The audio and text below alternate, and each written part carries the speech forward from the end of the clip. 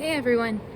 I wanted to make a video to explain how to actually put these cards to use.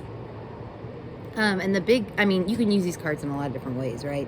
You can use them just to learn, just to study and learn what each sign, planet, and house, and aspect, and the miscellaneous cards represent, right? What they stand for, what they mean.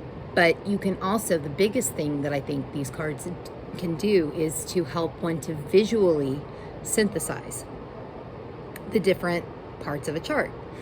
And that's the hardest part, is the synthesis, is trying to blend it all together, to try to weave everything together in a way that makes sense. So with the cards, and again, here they are. You've got, 45 of them. But we'll use an example from the book, synthesis example from the book. In the book, and there are practice exercises and all that kind of stuff. We've got synthesizing the moon in the third house in Leo. And what the fuck does that mean, right? What does that mean for the chart holder, or you if you have that going on in your chart? So you want to pull the moon card, the third house card, and the Leo card all together and lay them out. Since I'm not as proficient with my camera yet, yeah, so I'm just pretend like you're seeing them laid out. Well, like that. And okay, so first you want to think about the planet. What does the planet do? The planet is energy that needs to be expressed, right? It wants to express itself. So the moon needs to express emotion. It needs to express its moods. It needs to express nurturing. It's mothering. It's all that shit. Then the third house, and then the houses, right? The houses are the area of life that the planet wants to express itself in, or needs to express itself in. So in this example, the third house, we're talking about communication, sharing information, logic and reason, short distance travel, those sorts of things. I mean, there are other keywords, obviously, but those are the ones that stand out at this moment. Then you've got the sign. The sign is how the energy expresses itself. How does that moon in the third house need to express itself? And in this example, we're talking about Leo.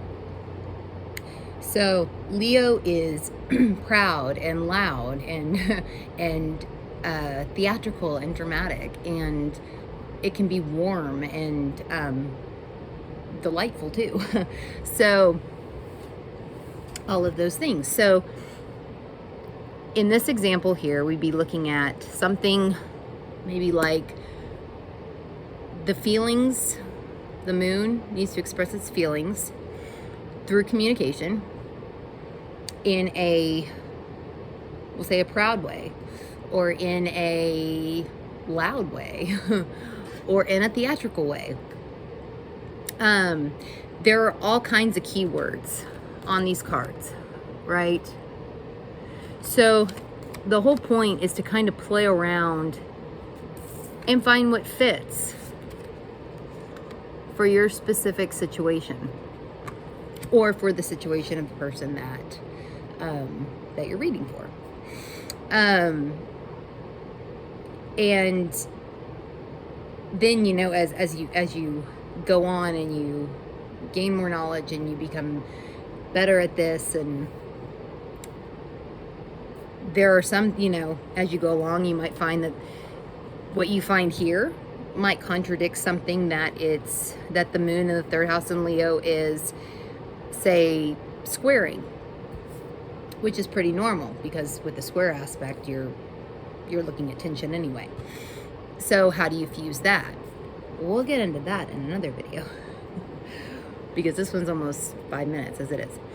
But I did want to kind of show you the way that we had kind of intended for these cards to be used. Of course, you can use them however the fuck you want. But this is kind of how we had set them up to be used. And yeah, so I hope that you enjoyed this. I hope that it seems interesting, and I will see y'all later.